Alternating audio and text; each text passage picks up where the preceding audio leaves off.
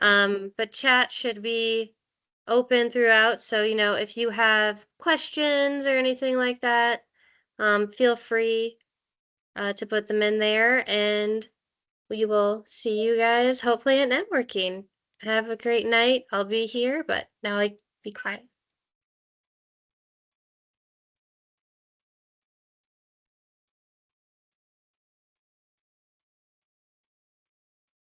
Awesome. Thanks, Carissa. Appreciate that facilitation of the networking for those who are able to be a part of it.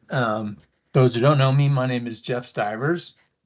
I'm one of the co-directors of speaker engagement. We actually just brought on somebody else. Phoenix Hooper Strednak is going to be kind of working with me on getting speakers on board for these chapter meetings. But our chapter president, Krista Phillips, is on travel, so she's not able to be here this evening for this event. And so I have the pleasure of facilitating the next series of announcements, and then I'll get to introduce our speaker for tonight. So I think, hang on one second. Are you going to be letting people in, obviously? Absolutely, yes. I've got the admitting people. Oh, okay. Thanks, Greg. All right. Everybody see the slides? Yes. Yes, sir. Awesome. Well, I think, let's see. Yeah, we're right at 6 o'clock. So again, welcome to everybody for the Pikes Peak, our Project Management Institute, Pikes Peak Regional chapter of Colorado here for our February 2026 chapter meeting. Certainly want to kick it off just to remind everybody of our vision and mission here at the local chapter. We certainly, these two things drive everything we do, from all the events to, everything we get scheduled, to being able to work with all of you out in the community. We definitely want this to be in the forefront of all we do. A little bit on our agenda, pretty straightforward. We just completed our networking session, and then I'm gonna kind of run through a few announcements here just for about 15 minutes or so, and then I'll, like I said, introduce our speaker for tonight. Once he wraps up, we'll have some time for Q&A, and then just a few wrap-up slides to finish things off for the evening. A little bit on membership update. So as of this month, we have 974 members. You can kind of see the breakdown there of all of the certifications that have been obtained by our members. And it's pretty amazing that, most of our members actually have at least one certification. Many have multiple. And clearly, most of us have just the project management professional, but I think it's fascinating to see all the other credentials that everybody's received. And so if those are ones that you're interested in, I'm sure we can reach out and find, individuals who've completed that, so you can learn a little bit more about what that's like, preparing for and completing that certification. Do have some congratulations on anniversaries here in the chapter. 15 years. We have Patrice Cervo, and I want to actually throw this out, and I'm going to read off some names here in the next few slides. If you are online, give us a thumbs up or a high five or something so that we know that you're here. But we just want to recognize everybody who's accomplished a lot. And in 25 years, we have Lisa Ramirez, so that's pretty amazing for someone who's only about 4 years into this. So I really appreciate the time that both have been spending dedicating to the chapter. We do have some new members. Definitely want to welcome you to the PPRC. So we have Krista Baptist, Jessica Campos, Tina Cowley, Jamie Drasheff, Garrett Duff, Franklin Farmer, Jeff Flora, Jessica Jensen, Derek Miles, Brian Nixon, Kenneth Oros, Nicholas Peterson, Marilyn Pitcher, Christine Weber, and Michael Welleton. So welcome to our new members. So appreciate you being a part of this. We have some new credentials to celebrate. You can see on the left there all those who've just recently completed the PMP: Justine Bader, Lucas Cantu, Tina Cowley, William Domingo, Frank Girdwain, Brian Graffis, and Joshua Wixom. And on the right, some of the other certifications have been completed, and then Brian, definitely an overachiever, has got his RMP as well. But congratulations to Amy Schamberg, who got her CP MAI, Bethany Sperlin, CPMAI, and Shelley Taflinger, the CA PM. So congratulations to all of you. Again, we all know what kind of work goes into that and the stress of taking that exam. So congratulations. So kind of looking into 26, the board certainly has put a lot of time into kind of focusing our effort and our energy to really staying strong this year. One of our big goals this year is to reconnect with a lot of you, maybe not you, but a lot of the inactive members that are out there. So we've been really trying to reach out to them, kind of rebuilding that engagement and getting more people really re-engaged with what we're trying to accomplish here at PPRC. So some of these events have already been kind of mentioned, but for those who just joined really at the top of the hour, just kind of highlight them. We've got our Getting to Know PPRC coming up on February 17th. It's online. You do get a PDU for that, so if there's some incentive there, but really an opportunity for really anyone new, existing, potential members of PPRC to kind of learn a little bit more about, what we're doing, maybe what we've done in the past, and really kind of again that vision and mission for the future. So please make sure you register for that, and just so we know who's going to be attending. All right. Wow. Slow transition. One of the really cool things that we do here at PPRC is really giving back into the community. And so this is a really great opportunity coming up on the 28th, called Love Your Neighbor. And got 25 spots for that are going to be available. Oops. Let's go.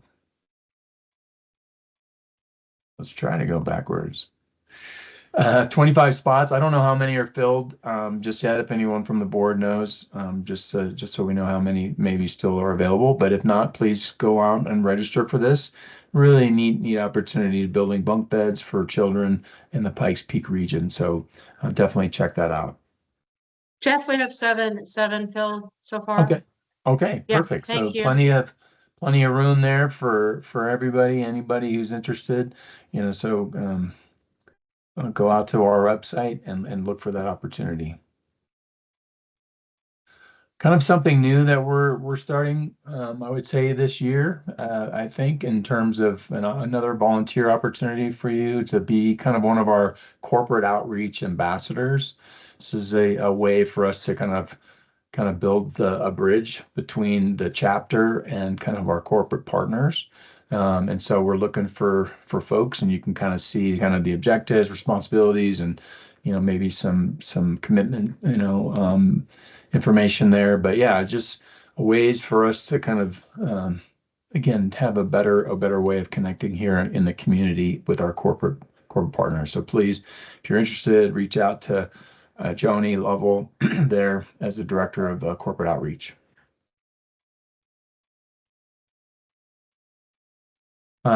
Chris already mentioned this, our open networking event that's coming up on the 18th at Red Sunset Grill. No need to sign up, just show up. And I have probably told many people this in my life, but it's like I think the last 4 or 5 jobs I've had have all been through networking. I've not been successful getting a job any other way, so it's definitely a high on my list to continue to build my network. So encourage that for all of you. Our military outreach committee has a MOC call it application workshop for anyone who's transitioning out of the military. This was certainly something I wish I would have known about when I was preparing for getting my certification in PMP when I was still in uniform, and just tried to kind of struggle through that a little bit. But yeah, this is a great way to learn a lot about how to prepare for the certification process, and again, just kind of learn about project management in general. So you can see it's both in person and virtual. So again, please check it out.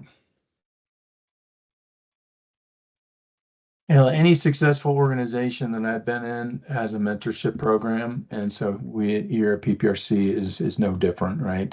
We have folks that have got a lot of experience in the chapter, and plenty that are brand new, and so we want to be able to try to pair those two groups up and as much as possible. You can see we currently have 19 mentor-mentee pairs, but out of a chapter of almost 1,000 folks, certainly have room to grow. And so if you're interested in being a mentor or a mentee, please, reach out to Jason, and so we can get you plugged in. All right, A-Ray gave us a little teaser to this as well. It was a great, and Joe, I appreciate the question there during networking about AI. I think we're really from a speaker standpoint trying to get someone to talk about AI every year, if not more than once a year, since it is such a growing area and really the hot topic these days. We want to make all of us as smart as possible in using AI again for our advantage in our jobs. So you can see a little bit about Jim there and his background and kind of what he's going to be talking about, but should be really a great opportunity to learn about that next month. And as mentioned, our first in-person chapter meeting of the year. Love to see you at the Marriott. Just make sure you register a week in advance, just so we can have the numbers for dinner. But if you can't make it in person, we obviously also have an online option as well. All right. So Krista, again, who's not here tonight, makes herself available every week. So yeah, if you want to go directly to the top, has an open door policy, if you will, so to speak. And so opportunity to talk to her and ask her really anything you want. And so make sure you take advantage of that if you can. And again, I already mentioned this a little bit, but for those who weren't on during networking, we do have a job board.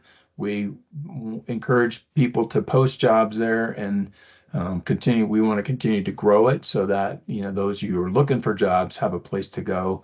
That's a little more exclusive than some of the other sites that are out there. All right. Got a big weekend for those that partake this weekend, but we want to say how much we love and appreciate all of our volunteers.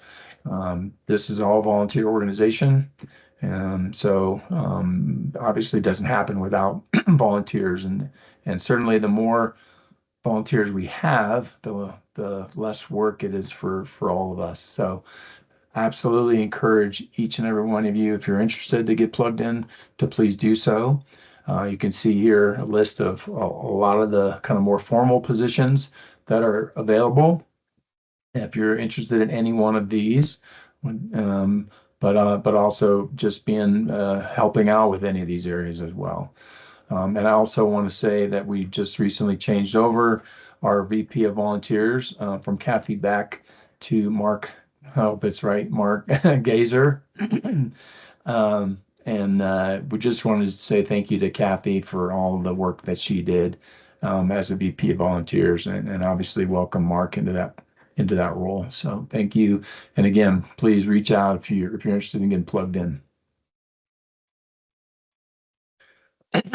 can't survive in today's day and age without being connected in social media, right? So obviously we have our Facebook page there, you can see, and then the various groups we have on LinkedIn. So definitely encourage you to follow all of these just so you can stay in tune with what we're doing here in the local chapter.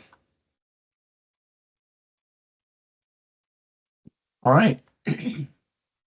So I'm going to take a moment now to just do a quick intro for tonight's speaker. And actually, as I do, we kind of trying to maybe start the year off with a theme of project management fundamentals. And so last month we talked about, planning and scheduling, and now we're going to get into earned value. And so it's something we're going to try to continue each year because we all know that these are just some skill sets that, yeah, like we heard, if you're not using them, you kind of forget some of the specifics. And as mentioned, this is very technical. And selfishly, I reached out to tonight's speaker because I'm in the midst of learning earned value myself, and just was another opportunity for me to hear from an expert. Um, so with that, I'm not going to steal your thunder, Jack, but you can. Our presenter tonight is Jack Barnes, and so I'm going to actually hand the presentation over to him so that he can um, kind of give his own kind of background and then take it from there. So thanks, Jack. You're welcome, Jeff, and hopefully you can see my screen right now. Give me a thumbs up if you can. Are you seeing my screen or am I? Okay, great. Thanks, April, for giving that thumbs up. Well, good evening, everyone. I'm honored to be a part of your meeting tonight. You'll see from my background, I've got education, but I have never been a member of PMI, and I don't know why, other than maybe I was spending so much time exploring different professions. I did have one professor during my graduate program that said, "My, you had a lot of fun in your undergraduate years," um, and maybe that was true. I learned a lot of skills. A lot of them I've learned on the job. A lot of them I learned in the classroom. So it's really that mix of what you're doing in real life and in a theoretical life to really try to drive that lifelong learning and delve into new experiences. I'm not going to go through everything except the fact I spent the last 21 years in aerospace, all at Collins Aerospace. I did spend some time in telecommunications. I actually worked with your March presenter. So that should be fun. It's a nice little fun tie. Currently, I'm winding up my career as a program finance control schedule analyst. I'm one of the principal schedule analysts on our earned value excellence team at Collins. I'm in the mission systems area. So the last 21 years I've spent in the government area. For those of you that are outside of government, this may need some tempering and some adjusting to what your mindset and what you work in, the environment you work in. We obviously have different guidelines, different requirements that we have to fulfill. It's going to have some of that feel, but earned value as a whole applies to every industry if you break things down and put them in the right perspective for whatever industry you're in. Currently, I live in Chicago. I spent 61 years in Iowa. Spent 6.75 years in Northern Virginia, what we call the DMV, which means the District of Columbia, Maryland, Virginia. Came back to Chicago because Midwest is good. We like the city, and it just seemed right to be here in an area that's got a lot to do and fulfills our need to be active. And just a quick fun fact, I have spent most of my life chasing the states. I've got 5 left. I better get on that now that I'm going to be sunsetting here in a little bit. And then recently discovered Europe, thanks to a daughter that's been working in London for the past 3 years. And then she got us over to Paris as well. But enough of that. That's who I am today. And it's wonderful to join you all this evening. Tonight, we're going to talk about earned value management. I've heard a lot of comments that, yes, it's technical, and it is. We're not going to make anybody an EV expert tonight. As a matter of fact, if you finish this presentation tonight and you don't have a headache, 3 cheers to you, and I know what's probably in your glass, because you may need it. It's going to be overload. This is a cut down version of what I teach in our CAM Essentials, our Control Account Manager Essentials course. Normally, we take about 7 to 8 hours just to cover this material. I pared it down so that we can hopefully get it into about an hour and 15 minutes. You're going to feel like you're drinking from a fire hose, and that's okay. The whole purpose of this tonight is to give you that kind of exposure. So from an EV perspective, we're going to step through it from a planning.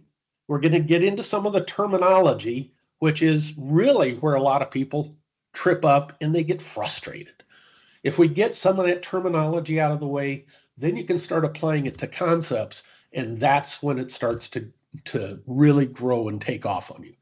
I heard a couple of times tonight already, if you don't use it, you lose it. That's true. Use your EV and its terminology as often as you can, and it will be better for you. It'll be rough. I'm by far not an expert in earned value management, but you just have to keep using it and exercising it. We'll talk about status. How do I collect status? What status do I need to collect? How do we get to those schedule-based metrics? And then how do we get to the earned value metrics and evaluation? So we're going to start from a planning perspective. I am going to take it pretty fast here in the planning area because I want to spend a little more time in terminology. This is very similar to last month. Everything starts with your contract award artifacts. You have some definitized scope of what you want to get done. It may show up as a statement of work. It may show up in various types of requirement lists, but that's what you're going to get on contract to do, or you're going to say, this is my scope. These are the guidelines. This is what needs to get done. They're the guardrails I have to stay within. With that, the program usually ends up with, or should have, high-level schedule milestones. When do I need to be at a certain part of my piece of work? When do I need to get to that next review? When is that design phase finished? When do I need to put deliveries out there? Obviously, we have to have risk and opportunity addressed. How is that going to impact my cost or my schedule or my technical aspects of my work? Terms and conditions, deliverables, and then everybody, this is the one everybody wants, the contract award price. How much are we going to get? What everybody seems to lose track of, though, is that everything is all interrelated. If you don't have scope, you have no need for time or cost. If you don't time phase your scope through a schedule of some sort, the cost is going to be totally misallocated. These three always remain together. They always remain intact. And as one turns, everything else turns. Normally, there's a development model of some sort. It depends on what kind of industry you're on or in. Sometimes incremental is right. Sometimes waterfall, where we go from one step to the next to the next. Sometimes it's agile. It just tends to go through a cycle. And you have that constant design, develop, implement, test, and just keep cranking that through. Sometimes you have spiral. Regardless, the development model will make some impact on how you design your program from the start all the way to the end, how you lay out your scope, how you apply your budget to that scope. Regardless of the development cycle, you're still going to need to have some integrated master schedule that's going to allow you to know when you have to have your resources applied. Do you have sufficient resources, the right resources? Are you running late on something? Are you running early on something? Those model structures all drive the design of whatever schedule you're going to use. and then you get the budget applied properly. If there's one thing you learned tonight, hopefully it's scope, then schedule, then budget. Get those laid out fully in the right order, and everything's going to be a whole lot simpler from a planning perspective. We deal with the control account manager a lot in the earned value world. We call them CAMs. And a control account manager really is that person. It's not the PM. I hate to say it, PMs. You're not the one that owns the scope, the schedule, and the budget. The control account manager does. You give them that inherently to control when you are managing a program. A control account manager exists where your work breakdown structure, this blue part up in the top, intersects the organizational breakdown structure, which is in the red on the side. These green dots are control accounts. That's where the scope, the schedule, and the budget all hit in one area. Now, bear with me because I know I'm talking aerospace, I'm talking defense aerospace, but let's say we have a work breakdown structure that's going to build a radio.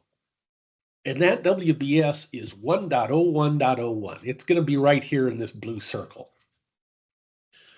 We need 3 different disciplines to be able to build that radio.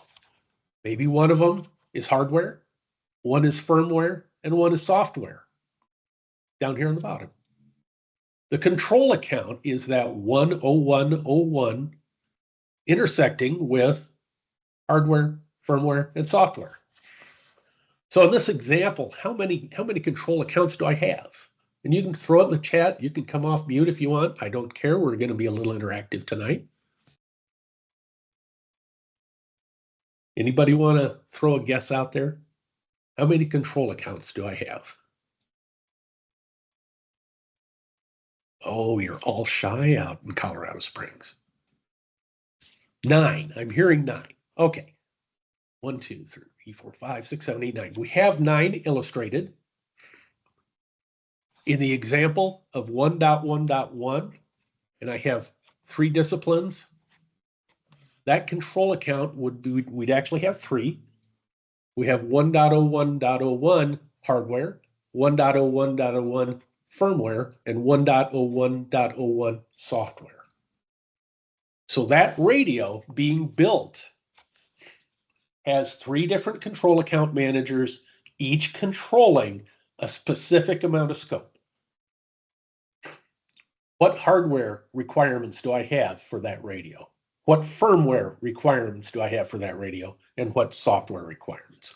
Each one of those has their own budget because they have their own scope and they have their own schedule. In our world, and in about any world that has a control account, you can have one and only one CAM assigned to a specific control account. That control account manager owns that scope, owns that budget, owns that schedule.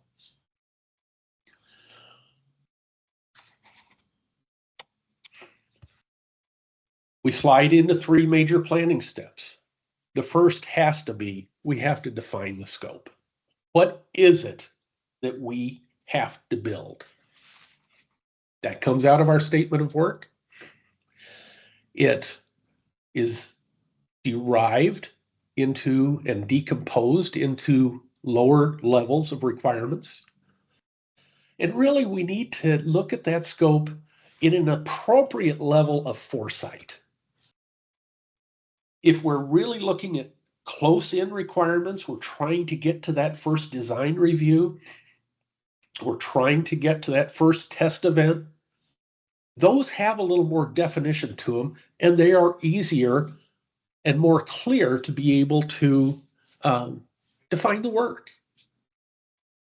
Then we get into scheduling the work. Okay, so those ones in the near point, we can set out. I'm going to be working this from March through June. After June, things get a little more fuzzy. It's okay to leave that stuff in July and beyond in a fuzzy state. It's okay. We will plan that when we get closer and we have a better idea of what that scope looks like. You can pretty much figure out, if you go back in your mind to different areas, to the different models, you can pretty much figure out, oh yeah, if I'm in an agile or I'm in a waterfall, I have to see how some of the predecessing work comes out before I can really accurately schedule. Or the next step, which is applying the budget, I have to be able to see how things progress to more accurately define that work ahead. Once you have the schedule figured out, then you can apply resources. You can hold resources in reserve when you need those further out, but it's all based on that control account. One of the things to remember about budget is you can't budget too soon, because if you budget before you have your work scheduled, your budget will be off.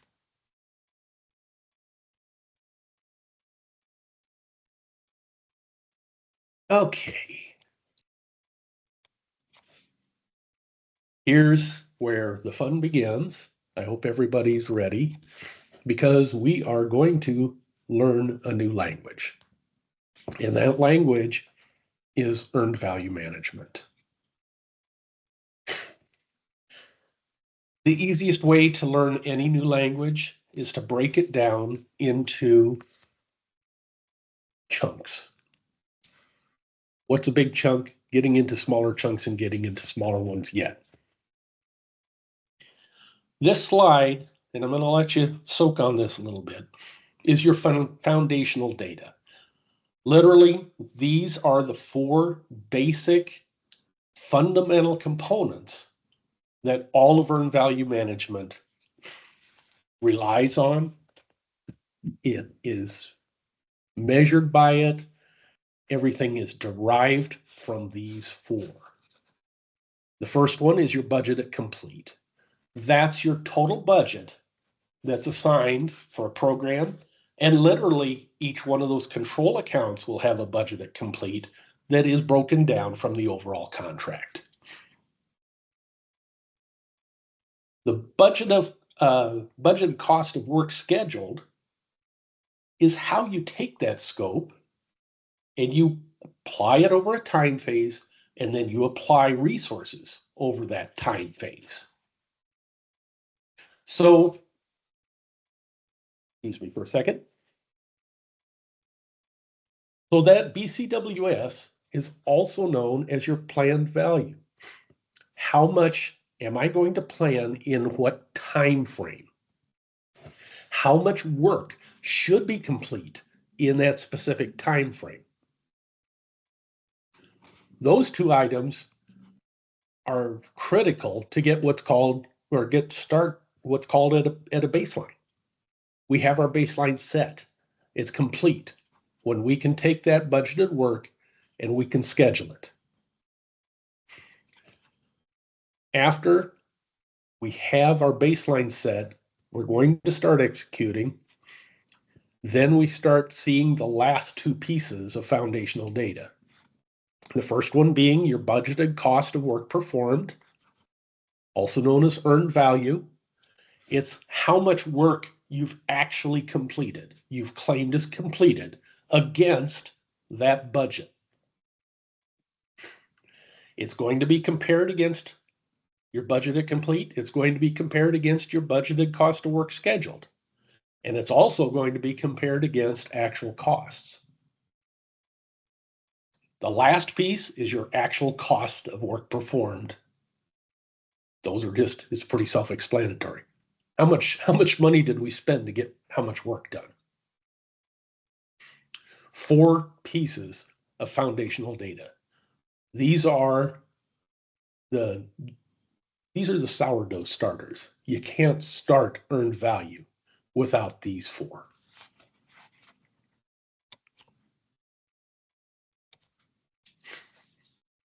Those 4 give us our earned value metrics. I like to call this the alphabet chart. We've tried to make it simpler over time by dividing it into different areas and what they do. The first two are predictive. They're forecast measuring. It's fairly straightforward in the fact that ETC represents estimate to complete. In other words, how much remaining work is left. That's an estimate. It's future. Your job as a CAM or as an earned value specialist is to essentially take that future and get it as accurate as you can. The second one is estimate at complete. The difference between those two is that the estimate at complete is not only looking at remaining work, it's also looking at how much have I spent to get to where I am today. So an estimate at complete is your total cost at completion. So it takes into consideration what you've spent historically up until today, up until time now. And then it goes from time now and adds on, what am I estimating it's going to take me to get to done? Fairly simple. The variance metrics start to look at how well did I baseline and how well did I claim performance against that baseline. So our first variance is VAC, variance at complete. It takes that budget at complete and subtracts off our new estimate at complete each period. And remember, that estimate at complete is actual costs plus your ETC. So if our actual costs are higher than we thought, and it's going to be harder to get done than we thought, guess what? Our budget's likely going to be too low.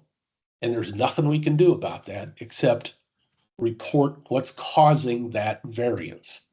So let's say we've got $100,000 in budget, but at complete, we're now saying it's going to be $125,000. That's a negative variance. That has to be explained. There's something in there that will tell us what that is. We have to find it. We'll talk about that in a little bit. Schedule variance is very similar. It takes our performance, our BCWP, and it subtracts off how much work we should have gotten done, which is our scheduled work.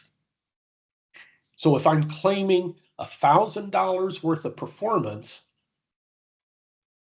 but I should have gotten done $800 in that time period, guess what?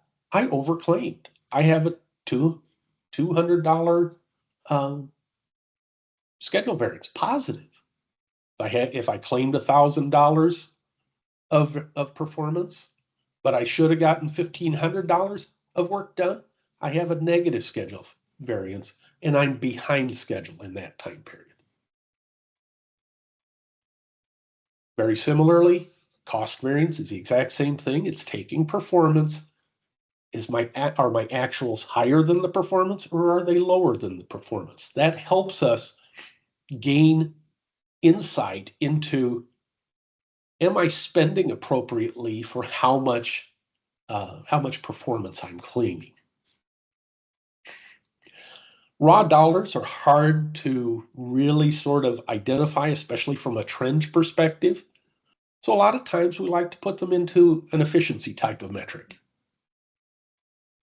We can turn those schedule variance and cost variances into an index just by replacing the minus sign with a division sign.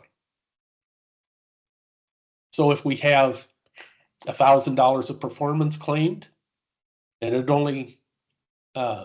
and we were only supposed to get $50 or $500 done, guess what? We'd have a 2.0 schedule index SPI. If I had $1,000 performed and I was supposed to do 100,000, I'm at a 1.0.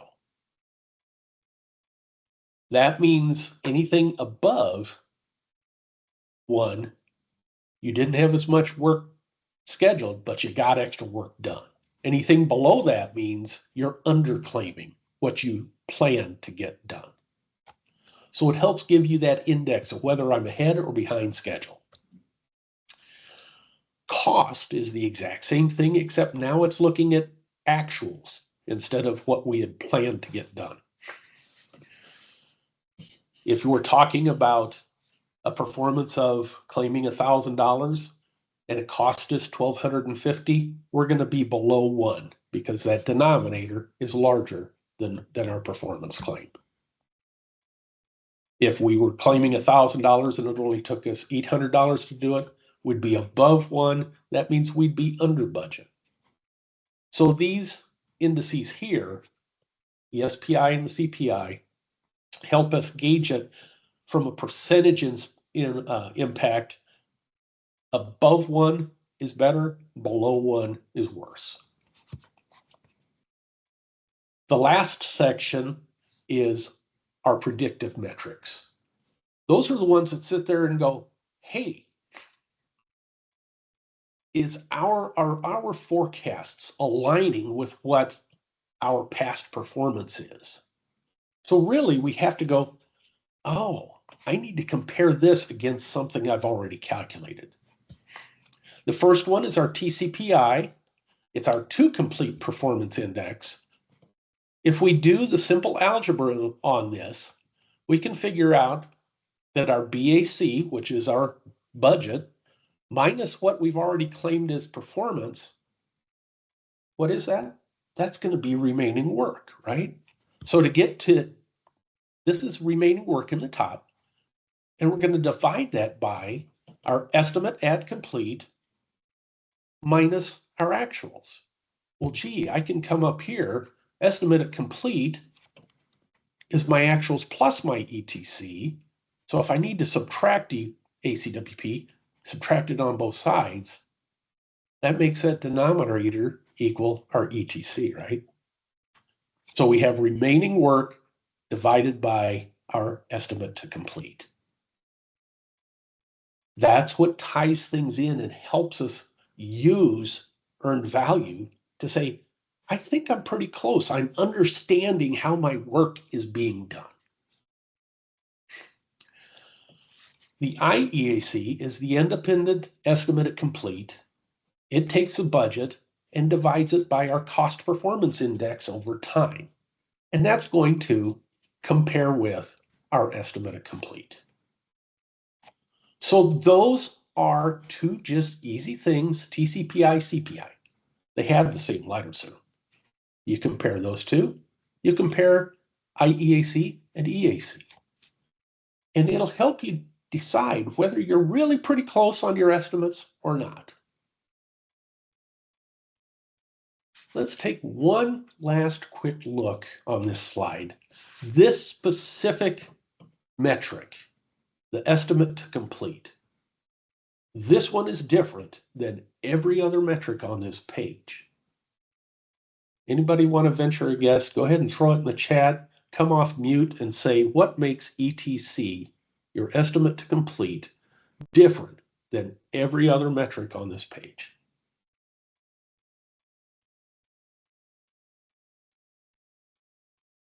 And I don't bite. You can come off mute.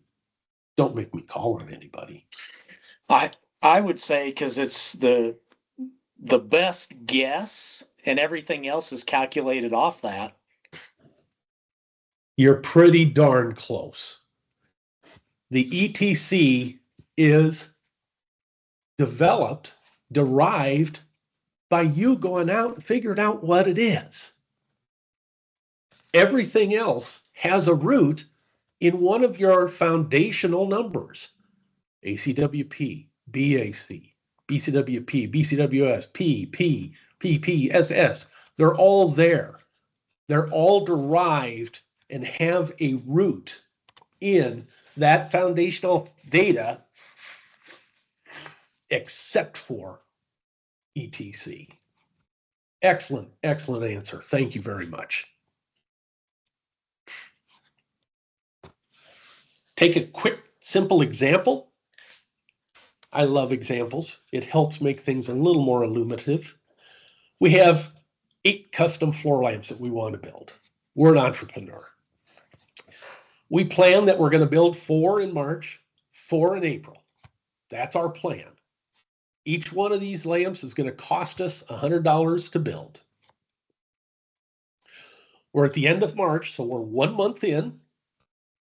The contractor spent $300 and they completed 2. They're also now expecting the project to cost a total of $1,000. So we're going to step through. It's month end for March. We're 1 month in. We're going to look at our cumulative data and see what it tells us. So the first set of data that we've got is our BCWS. How much work did we have scheduled? And we can do that in dollars by just multiplying it by our budgeted complete. How much have we claimed as complete? How much work got completed? Again, times the BAC. And then how much sum of actual costs do we have?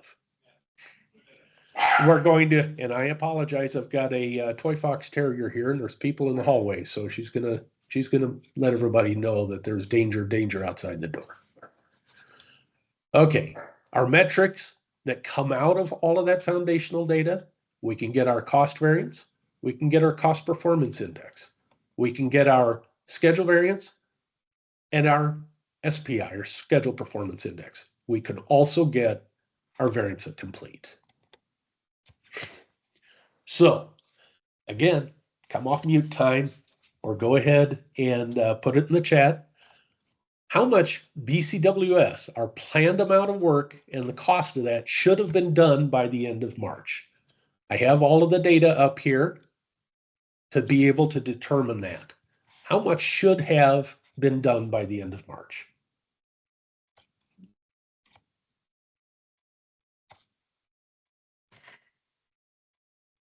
I'll take a guess. 400. Oh, I heard 400. That's right. And I saw in the chat too, we were supposed to have 4 done at $100 each. So we're at $400 for our BCWS. Anybody's already ahead of us, how much do we have work claimed? At the end of March, we completed 2 and we spent $300. So what's our performance claim?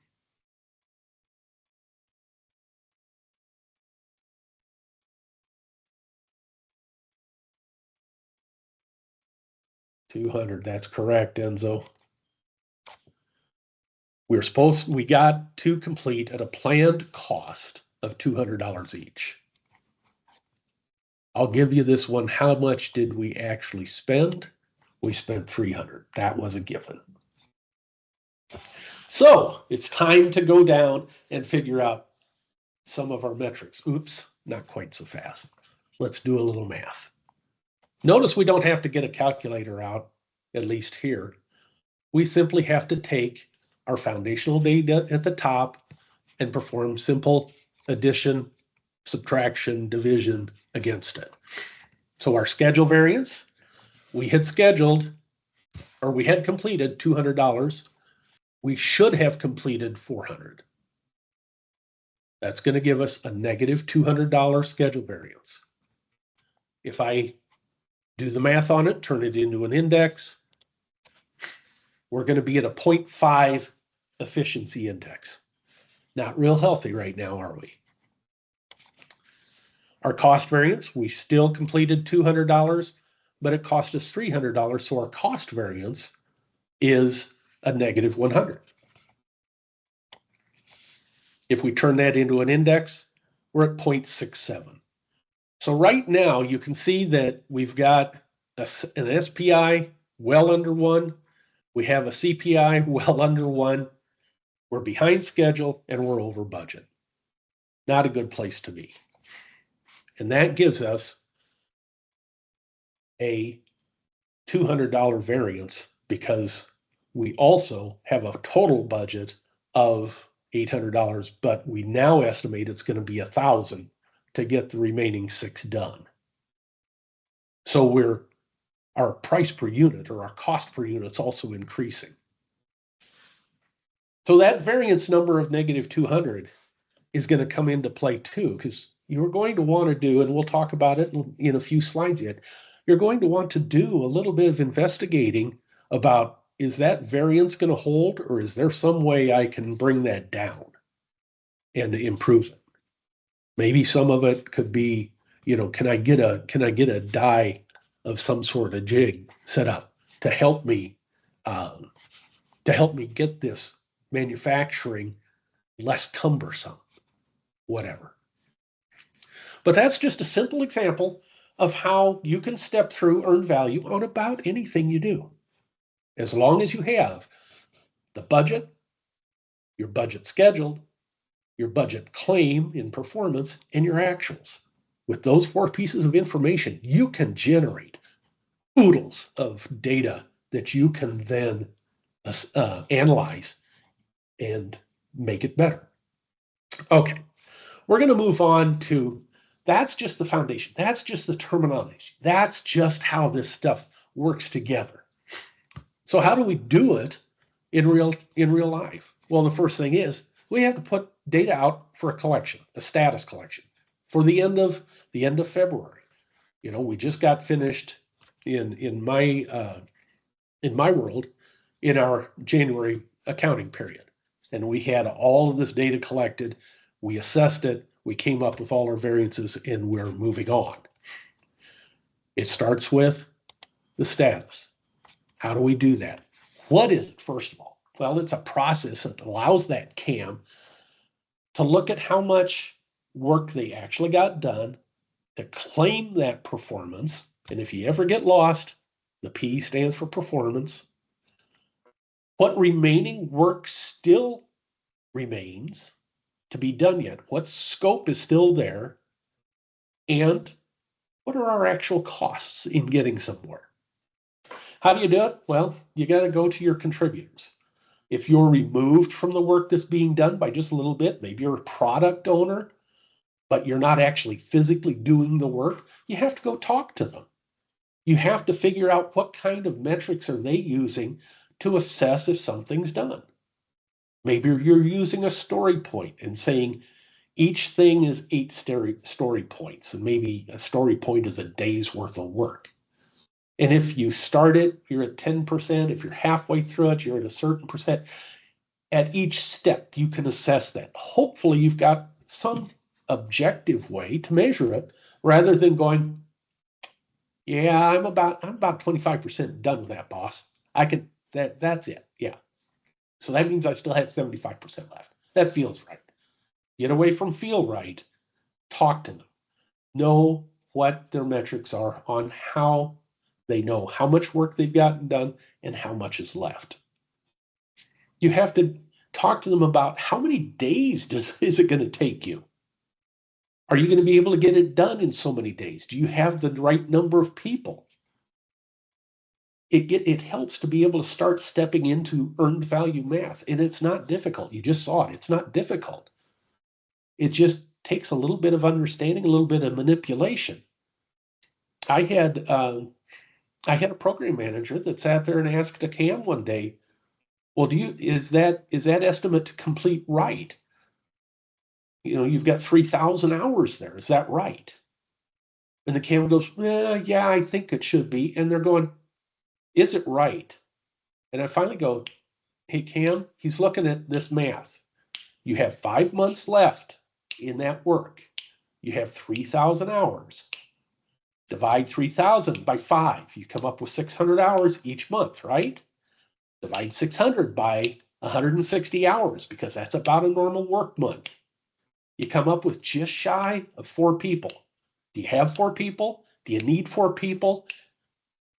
It's just that kind of quick mental math. It can be rough. You're talking future, but you need to get to the point where you can take that and reduce the amount of error down as far as you can. Once you have how much performance you've claimed and how much remaining work there is, and what time frame you're going to need to do that in, you can take that and return it to your schedule and finance analysts, and they can start putting it into the earned value engines and your schedules. And that's when all of those basic pieces of work, your budget's set, it's not going to move, your BAC is not going to move. Your performance is what you have claimed is being done. You have already baselined your scheduled work, and you have your actual costs. All you needed was that ETC to add on, and all the rest of those metrics can come down. Then the fun begins, because you've provided, did something start, did something finish? What's my claim? You've given that engine everything you need. The accuracy of that claim, though, and what it's going to need to get to done provides that historical context until time now, along with your future to get to done. Then we can start looking at it. So we're going to look at the evaluation first from a schedule perspective. I'm going to just briefly touch on these because they were talked about in depth last month. The first is the baseline execution index. What is it? It literally just looks at the raw baseline of how many tasks in your schedule should have completed by this time by baseline and how many actually have. And it's literally just calculating off of raw numbers. And it's giving you a trend. Am I finishing as many as I baselined? Am I a little ahead? I might have a 1.05 BEI. Am I a little behind in building a backlog? That'd be like a 0.95. So the baseline execution is giving you that indication about, am I staying on track with the tasks that I should be completing? It's independent of cost. It's looking strictly at the tasks in the schedule, but it will correlate with how your cost performance index and your schedule performance index. So it does correlate, but it's different. The current execution index, also known as the CEI, really measures your forecasting ability. Can I get to done and accurately know month to month to month to month what's going to get done? It literally will lock in what you said at the beginning of the month. So like January 1st at the end of December, if you had 10 tasks that you forecast to complete in January, it's going to take that December month end. And when you get to January month end, it's say, did those 10, each of those 10 complete? If 8 out of 10 completed, you have an 80% CEI. If you happen to pull something from February into January and complete it, guess what? No extra credit. This is one of the more what we like to call maneuverable metrics. It's not one that you should use in isolation. Use it in conjunction with the BEI, with your backlog, with everything else you've got to know, am I not only able to keep my backlog current, my baseline current, am I also able to forecast month over month accurately? That's going to give you something smooth. That's from a schedule perspective. If you keep your schedule healthy, your cost data is going to look a lot better too. And that's when we're going to start into our EV performance evaluation here again. Just a quick brush back, our foundational data, BAC, BCWS, BCWP, and ACWP. Those four give us our roots. Understand your foundation. Know what those represent. Your budget at complete is your BAC. That's not going to change unless you have a reason, a valid reason, a contract change that changes that BAC. The fun thing about it is that at day 0, your budget at complete and your estimate at complete are going to be 0 or are going to be the same. At day 1 through day N, however long that contract is, those will become different. The EAC will become dynamic. I'll let you in on why. because the EAC is taking into account actuals and new forecasts based on what we've already learned while we've been executing. So that's your first piece of foundational and what it's meaning to you. The second thing is, how did we plan our work across that time phase? How accurately did you align your planned value, your budget cost of work scheduled? How did you align those with the time phasing? Did you need a few people in the beginning and then a whole lot of people at the end? Did you need a lot of people at the beginning and a few people at the end? If you sit there and you take everything and just say, oh, I've got 1,000 hours in 5 months, I'm going to put 200 hours in each month. That's what we call peanut butter spread. It's level loading. If that's not how your work is going to be executed, you will have variances. You'll probably have positive variances in some respects and negative at the other. And probably you're going to have to aim at that 1,000 at the end. But as you can see, you probably have a more difficult time of managing your work. Are we actually getting the time or the work done in the right time? And are we incurring the right costs, the right actual costs at the time that's reflected with where we should have put our resources? The second or the third piece of information is how much work scope did we claim performance on? That's our earned value, our BCWP. And then the last piece is how much actual cost did we expend to get that done? All of our earned value, again, is calculated, derived from these 4 pieces of information. A quick revisit here, we take into consideration our predictive forecasts, our variances, our efficiencies, and our predictive. And again, we've got our sanity checks, our TCPI to CPI, our IEAC to EAC. Just another reminder because we're going to be stepping through those right now.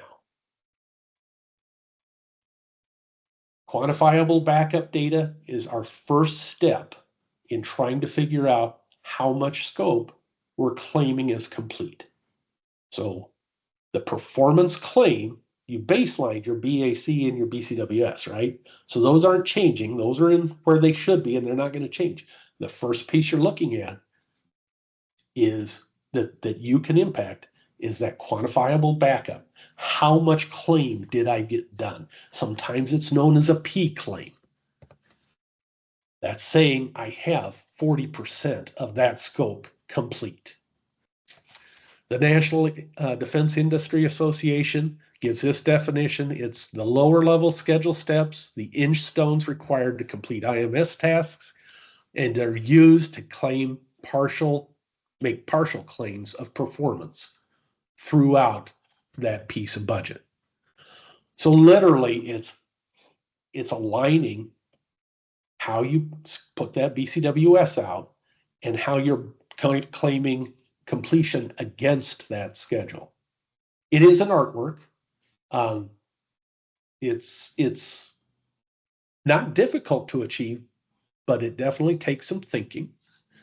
And it really shows how your IMS, how your integrated schedule and your cost get together and integrate and become that earned value system. And it is, like I just said, it's an artwork. If you have too much information at the wrong level, it's going to confuse you. If you have too little information, you're not going to have enough information to make a good decision. So how much is too much or too little? Well, this is my favorite answer. It depends. We really don't know. It's up to your program, and it's up to how you plan it throughout. I see a couple there. I'm sorry I missed that on the BEI and the Baseline Execution Index. Fortunately, these slides are included in tonight's meeting, so you'll definitely have those available to you. Okay, so we just made our performance claim. Now we're going to figure out how much work do I have to get to done. What's still there? That's your estimate to complete. So like the last slide just went through, it starts with, what's your P claim? How much work can we claim is done? We can no longer worry about it. Remaining work is, what do I have yet to do? And notice that it's based on how much scope you have remaining, quantified. You have to get that remaining effort into some objective quantity to be able to measure it based on what you know from today. The hardest part about ETC is it is a forecast. That means it's dealing with the future. And I had one professor many years ago that said all forecasts are wrong. And he said the corollary that does, the business professional has to be able to reduce the error in that forecast as much as possible. So as a professional, it's your job to not be hitting errors this wide.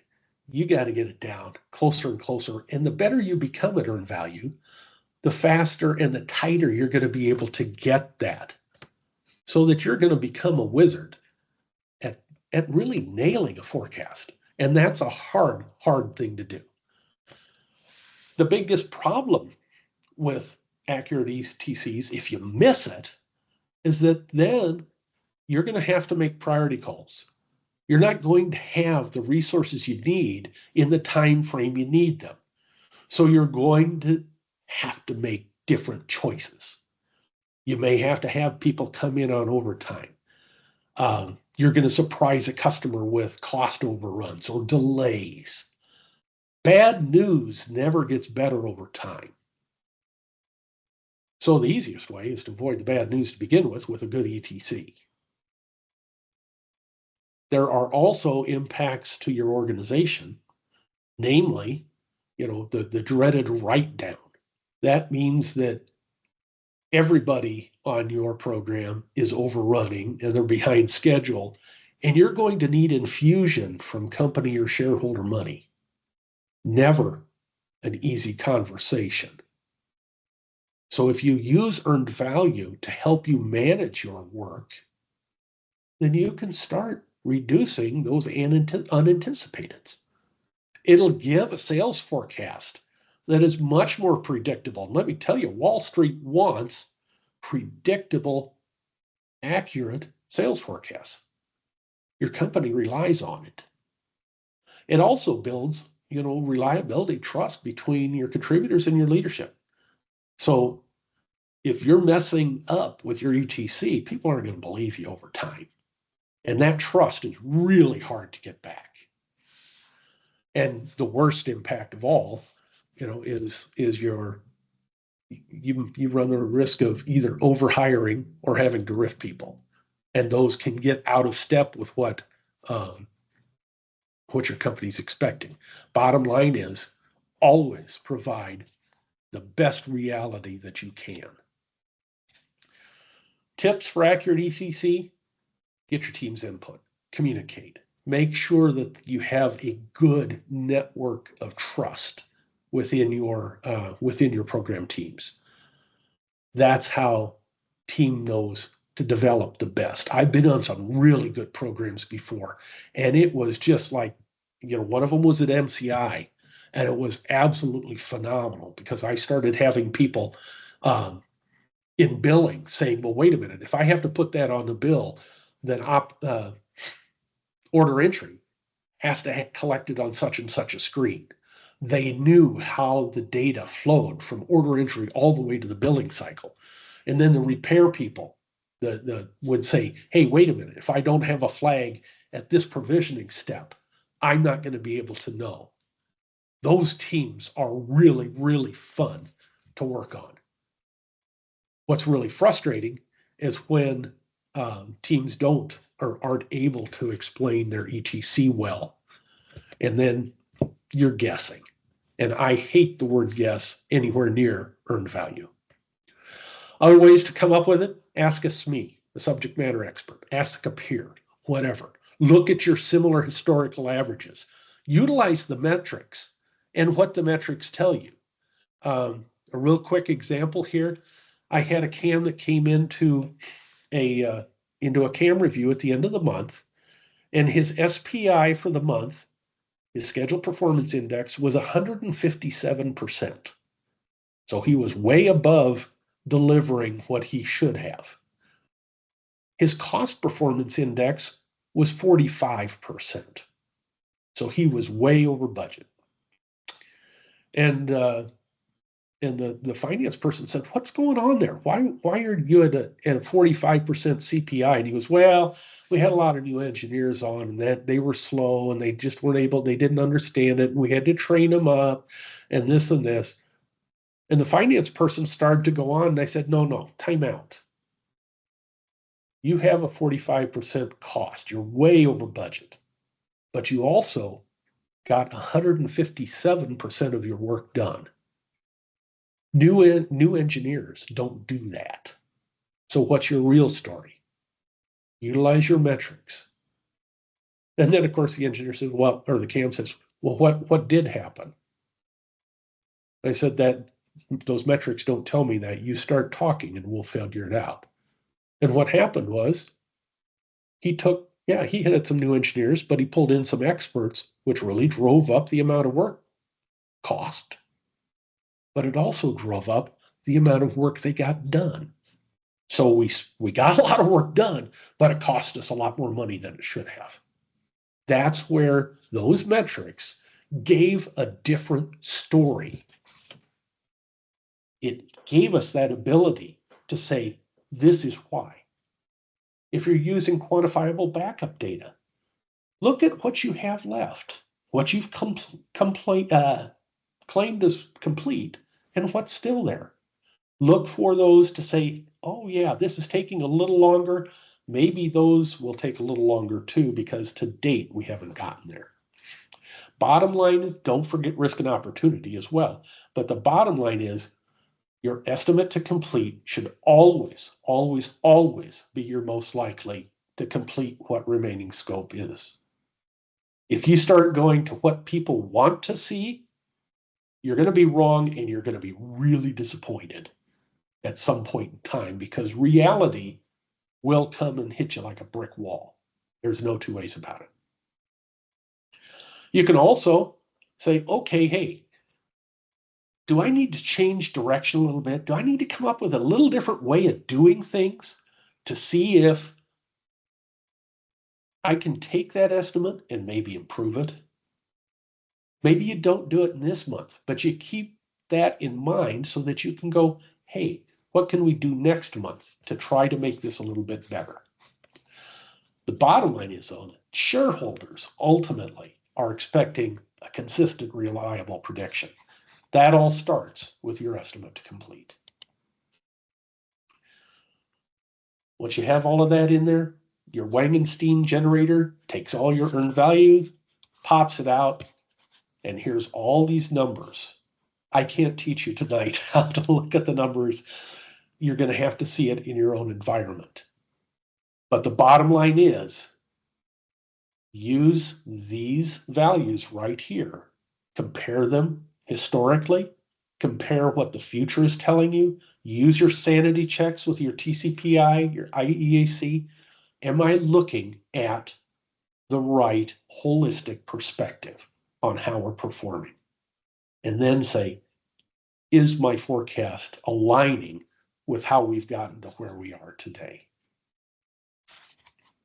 Which brings in, I'm going to take a quick look at the CPI, TCPI, sanity check kind of things. If those are out of alignment, sure, you can adjust your estimate to complete to bring those back into alignment. And usually we're looking plus or minus 5% on a CPI, TCPI. Sure, you can change that. You can adjust that. You can play the numbers. But again, remember, reality will hit you at some point.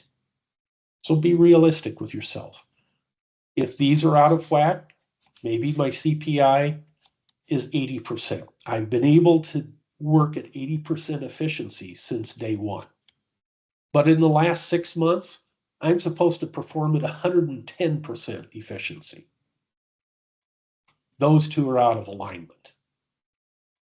I need to go figure out what I'm going to do differently and Do I have the right amount of forecast to get that work done?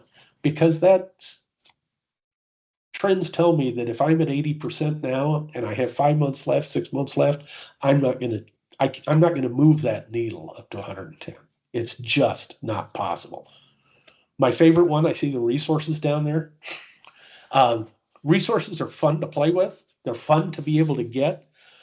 But I saw a wonderful meme there a couple of months ago, and it was a chicken 1 hour at 900 degrees or a chicken 3 hours at 300 degrees. Which one would you rather eat? You can throw all the resources you want in, but it's not necessarily going to get you what you need. It can help. It can soften it. But if you work smarter, not longer, that's one of the best ways to do it.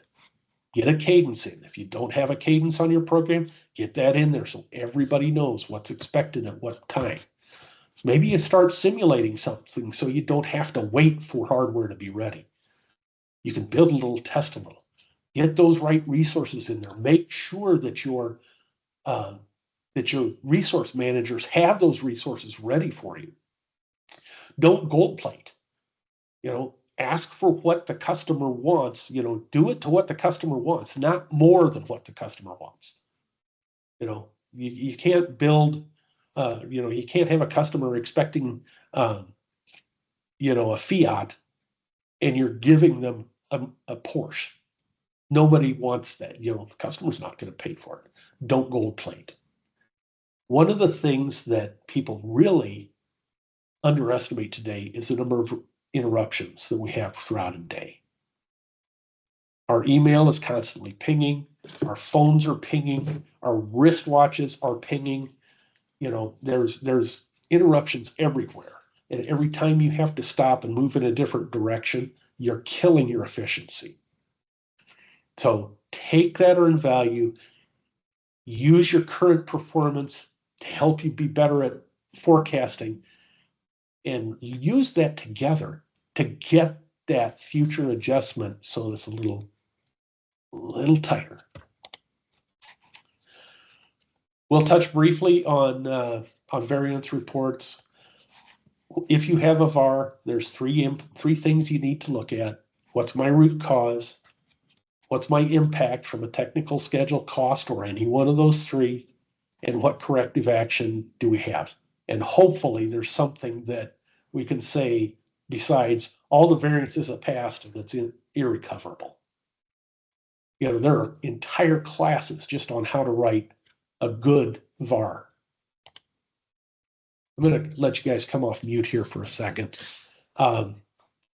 Anybody have any experience writing VARs? And what's been your key to get a good one?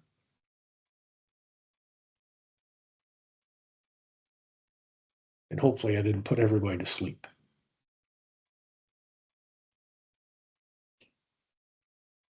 Anybody really written a good VAR or had a bad VAR? Or people complain about VARs? They complain about VARs all the time.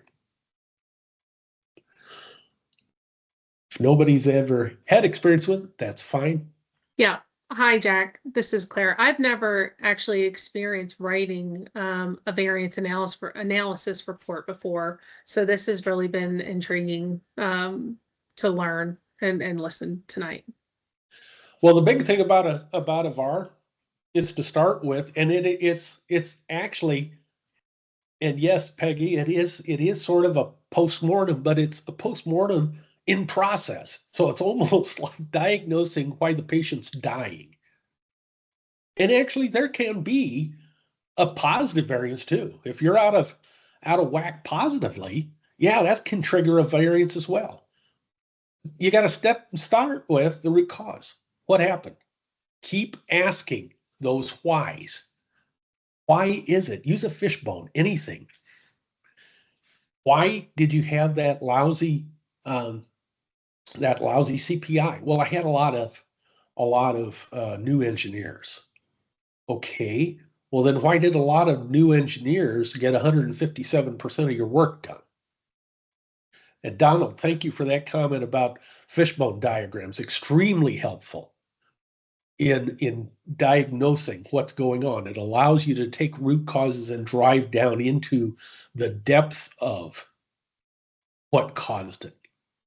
It's important to remember that that impact can be technical. It could be to schedule. It could be to cost. It could be to any combination of those threes. And yeah, you got to explain the plus and the minus. And then the corrective action is, what are you going to do? Now that you've got it, what are you going to do? Hopefully, it's not just sit on it and hope it goes away. So as we get closer to the end here, just a quick comment on baseline. We said it very early on tonight. We said it, clear back at the beginning with the BAC, how much budget we had to work with. We gave that budget to the CAM. The CAM time phased it. They applied resources to it.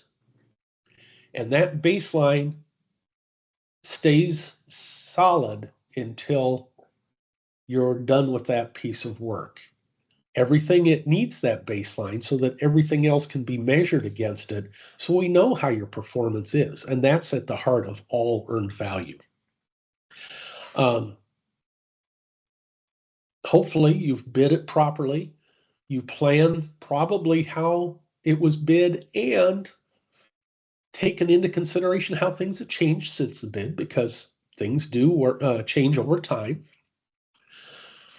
But the part about baseline that's really critical is making sure that you've gotten everything done that you were supposed to get done.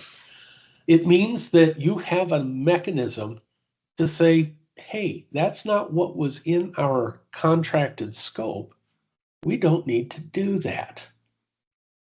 I don't care if you have it, verbally or on a cocktail napkin. I don't care if the customer says you have to do it. Until they actually send a contract modification, you don't have to do it. It helps you manage your risk and opportunity register. It helps understand when I need to apply resources to mitigate a risk that's currently factored, but it's getting closer to being a reality. It also means that you will have changes in performance. You'll have positive variance. You'll have negative variance.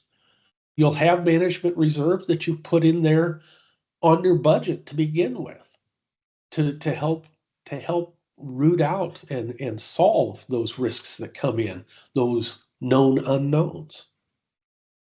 Report your bad news, why it exists and what you are going to do to change that.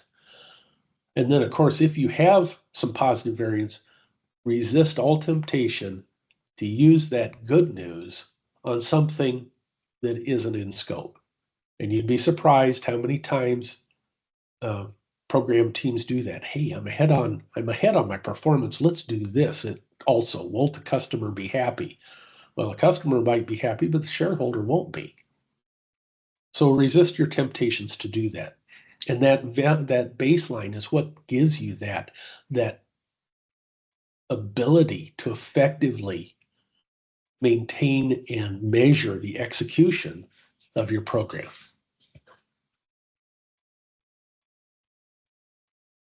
So really, earned value is all about being an early warning tool.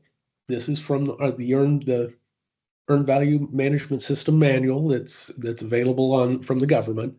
It helps you identify and control problems before they become irrecoverable. It literally gives you that truer understanding of what your program progress is, what issues it maintains, and to be able to point out when you are really going to have things that are going to become big problems. I have successfully predicted 2 years ahead when I knew problems were going to rise, and they did.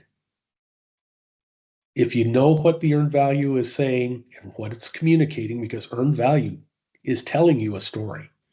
It's diagnosing the health of what your program is doing. And by that combination of how you plan it, how you execute, how you maintain your baseline, and how you analyze that earned value. That gives you that visibility into the inner workings of your program that you probably can't see right off the bat. Now you're going, holy cow, there are so many verbs in there, so many, I don't know what I'm going to do with all of that. Well, if you go out in your Google machine and you just type in DAU Gold Card, that stands for Defense Acquisition University Gold Card, and you press enter, you're going to come up with, oh, there it is, Defense Acquisition University Gold Card, and it's going to say everything that you need to know about it, and it used to give you the picture. Oh, I apologize for that. Let's see who else has a picture of it. Gold card reference. Let's see what that is. There it is. That's what I was really looking for. I literally keep this. I keep this in my, I have it laminated. I keep it in my book bag. I keep it next to me. It gives you all of the equations. It gives you all of the metrics, what the acronyms mean. It gives you different ways to calculate things. It's just it's a great thing to keep on your desktop, keep handy next to your desk. It's just gonna help bring that, oh yeah, that's what they said, and that's how it impacts. So that's the fast primer. I hope I didn't blow your minds up, but feel free to come off of mute and ask your questions. Scott, these slides are incorporated into tonight's PMI PPRC deck that you'll be getting. So, and are they changing the name from defense? I have absolutely no idea. The Defense Acquisition University has been around a very long time. And actually, I believe the term defense is still the legal title. It's not war. It is still the DoD officially, at least as at my understanding level. So, any questions? Yeah, DOW is not replacing DoD. Yeah, exactly, Chanel. It's Hey, sort of Jack. like, yeah, go ahead. Sorry. Patty Morgan, thank you very much. I think you did an excellent job laying down the fundamentals and very, methodically, but slowly going through all that and then going through the examples. That I really appreciate the fact that you did it a little bit slower than other EVM training classes I've been in, because it helps it sink in before you go on to the next subject. So thank you. And I have one question for you. So as a PM, DPM, how much time out of our week should we expect to spend on managing EVM? That's an excellent question. That depends. If you're spending 0 hours on it, you're way underspending. If you're spending 20 hours on it, that may be realistic for the level of budget you have. Maybe you have $500,000 that you're dealing with in a month. So it really depends on how much scope you have. The best answer that any of us that teach earned value management, and I've been doing it for the mission system side for the last 4 years, the best answer we can come up with is give it an hour to 2 every day. Touch your data. The more often you touch your data and that you're in tune with it, by the time you get to the end of the month and you have to actually report it and make formal claims and make formal estimates to complete, the more accurate you're going to be. If you leave it all to the end of the month and try and slop it together, it's going to be very painful for you. So do it often, but don't get bogged down in it. So that's sort of where I come with the it depends. Okay, great. Thank you. That's a great answer. Other questions? Is SCAM another acronym for Project Controls Manager, or are they both different? I'm sorry, Vivek, I didn't quite catch that. I just want to know what's the difference between Controls Account Manager and Project Controls Manager? I'm not certain. I'd have to see what your organization is structured like. A control account manager, I mean, if we go back to the slide that had the control account defined, that's how most organizations would do it, where my work breakdown structure and my organizational breakdown structure, how those two, where they intersect, where I have scope coming from my WBS and where I have responsibility coming from my organization, where those intersect is going to define what a control account manager is. From a program control manager, that sounds more like a program manager or a value stream leader or some type of role like that. Those would have profit and loss responsibility. So that would be the summation of all of the scope and all of the budget and all of the schedule that has been stewarded, had been issued to the control account managers. When they roll that up into a profit and loss level, that's where the program manager or a program control manager, if I'm interpreting that right, would come into play. Okay, thank you.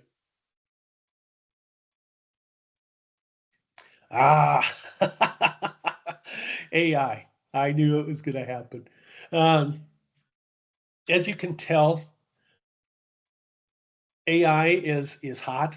Yes, there are places that are bringing AI in to help streamline the analysis. And I'm going to really show my age here. I went all the way through high school with a slide rule and log tables doing calculus. It really teaches you how to go, does that make sense? Because let's face it, it's the accuracy of your slide rule. It's the accuracy of how you're getting down to significant digits. Do you have the right units going across in physics? All of that.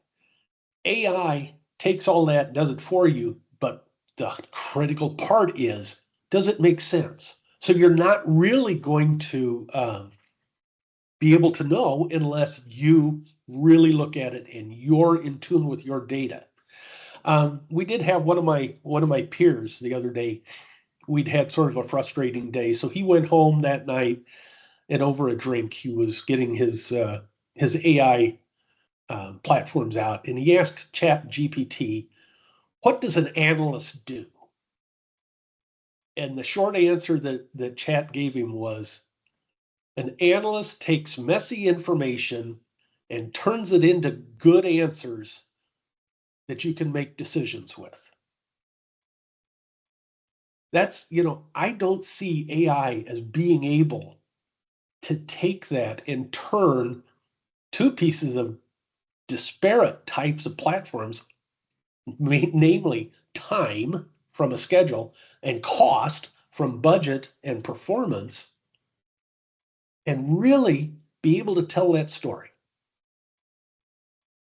Just my perspective. I'm also old, and you know how old people are sitting there and hating new technology. I don't hate it. I question it.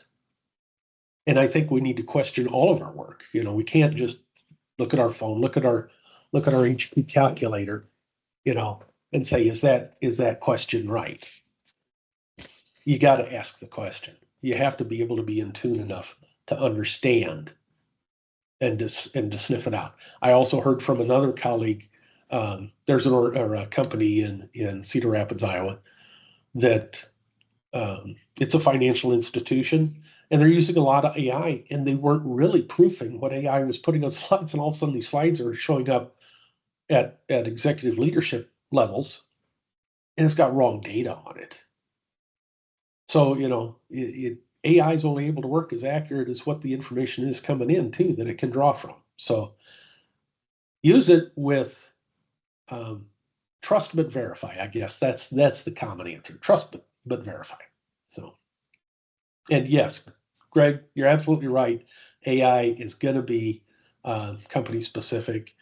Same colleagues taking a class through Vanderbilt on AI, and he says that is one thing that they're struggling with. How do you get to a consistent, repeatable type of information that's coming out? Other questions?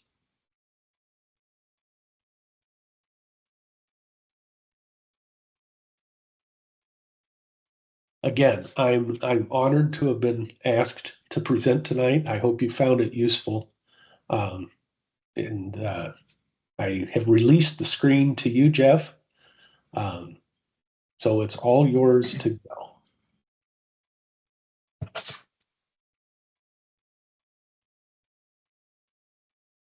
Well, thanks a lot, Jack. And obviously, we've still got plenty of time tonight. If there's other questions as we kind of wrap up, feel free to throw them into the chat or come off mute.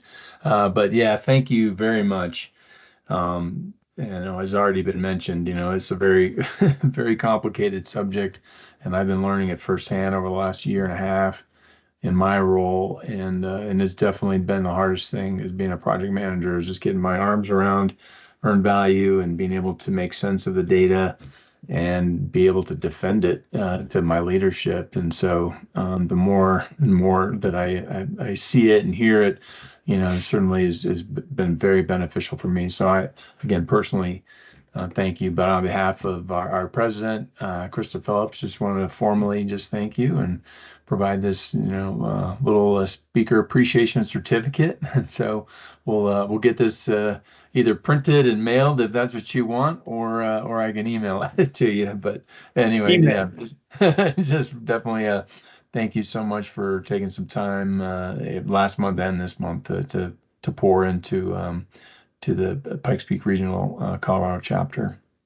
And as everybody knows, we provide honorariums to our speakers.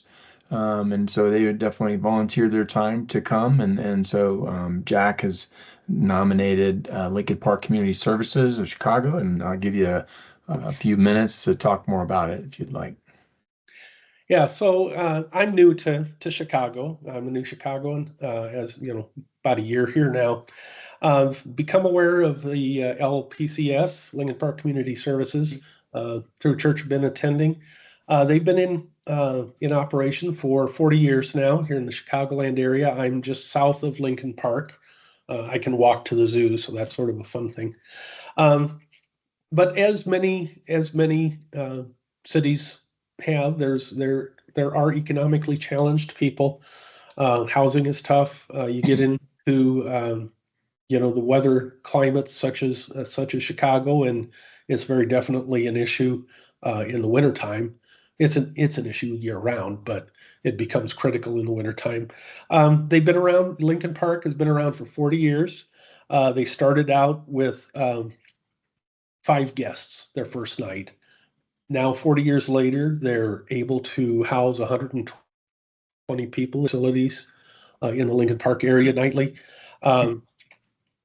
They have interim housing available for 35 people. So, they're doing a lot of services. And they do have meals daily available. I'm just, as I approach retirement, I'm heading toward volunteering and actually making meals. So it's a wonderful service that's provided to the city of Chicago. For those of you that don't really know where Lincoln Park might be, it's along Lake Michigan.